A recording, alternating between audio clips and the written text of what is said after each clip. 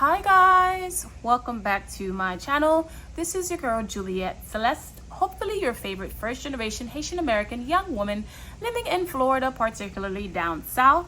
My apologies for any extra background sound that you may hear throughout this video. Family is home, everybody's off except my mom for the 4th, so you're gonna hear a little bit of feet, a little bit of maybe some Naruto or Goku in the background, so pardon the extra sound. In today's video, we will be talking about my debt update, how many hours I've worked for the month, and how much income I received in total, as well as how much went towards debt. So let's get straight to it.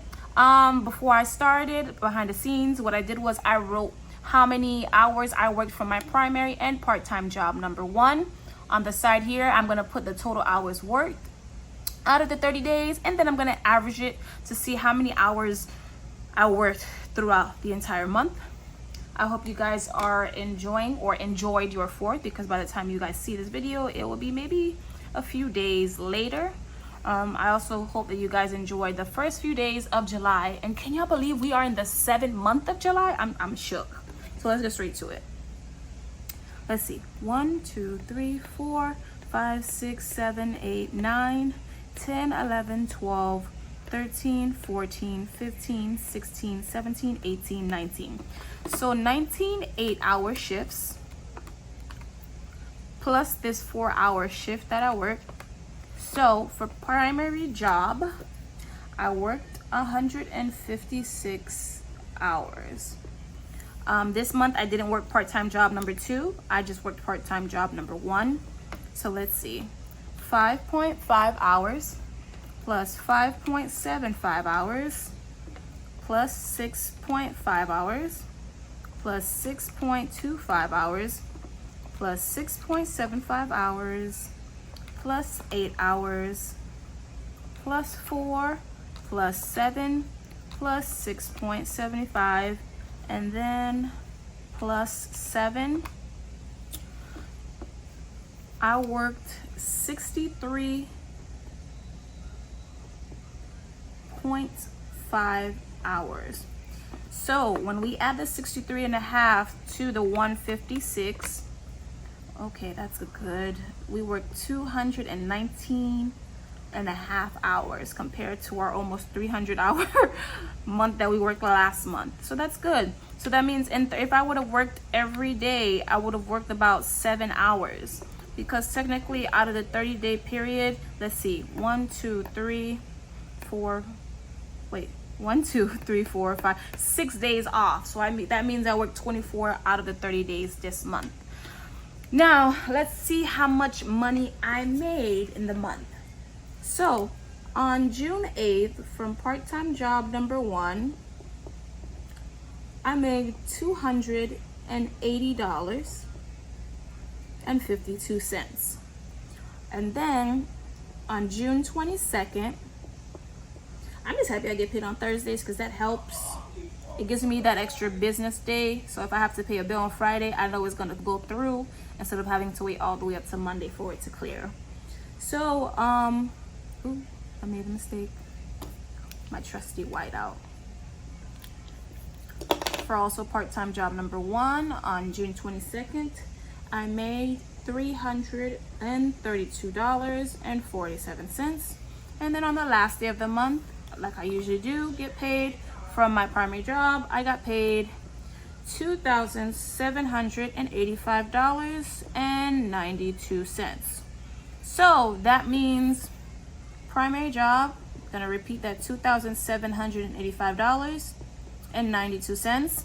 And then from part-time job number 1, 280.52 plus 332.47, I got paid $612.99. So when I add that to the $2,785.92, that means for the month of June, I got a whopping $3,398.91. You guys are gonna see, hopefully in the next few videos, what I did with my budget for my primary income job plus the rollover that was left in my account.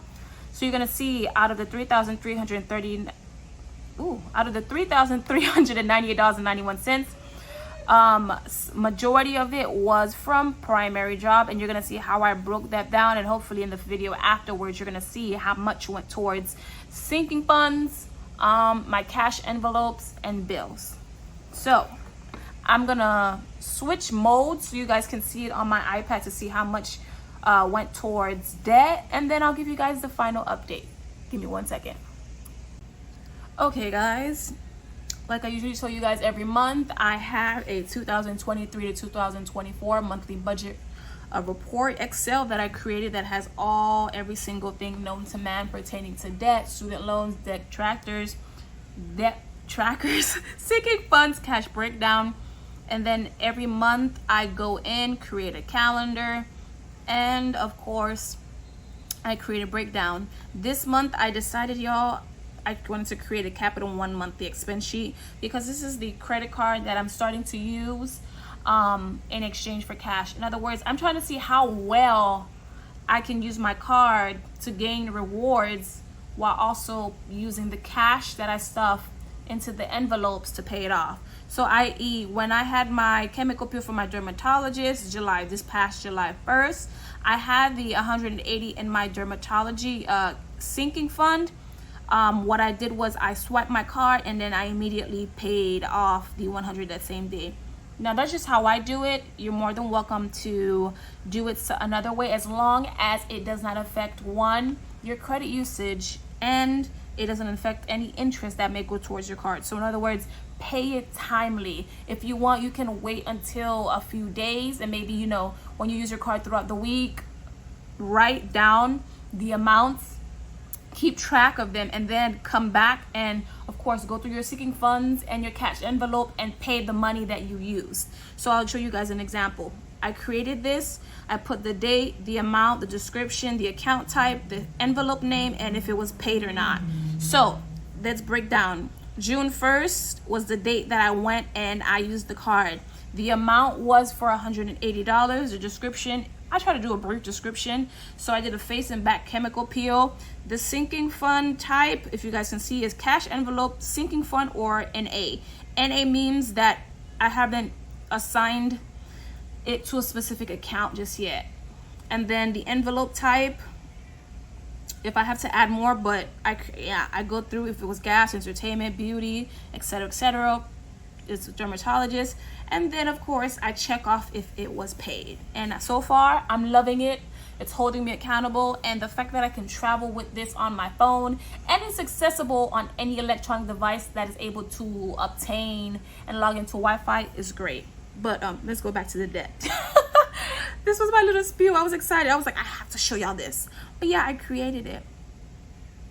Now let's go to our total. Now we are officially in July.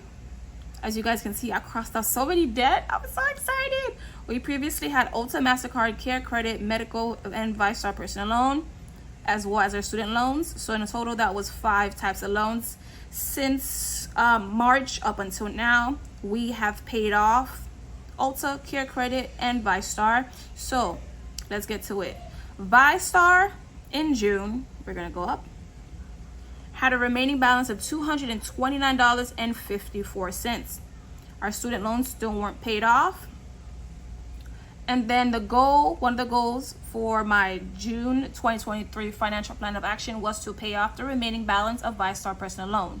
You guys, I did that. I ended up paying $231, and out of it, the $229.54 went towards the principal and paid off the entire balance. So as of today, the only debt that I have is student loan number 1 and 2. Student loan number 1 is I wish it was 2000. It's $22,187.39, while student loan number 2 is $14,241.79. So that means the only debt that I have to start targeting now that will be on my monthly plans, financial plans of actions, is student loan. So in total for student loans, I owe $36,429.18. Please note that this student loan is only for my master's My associates and my bachelor's, I paid for it. It didn't cost me anything. It was paid for. When I went for my master's, although I had like a $1,000 or was it $3,000 scholarship per semester, it paid off almost little to nothing.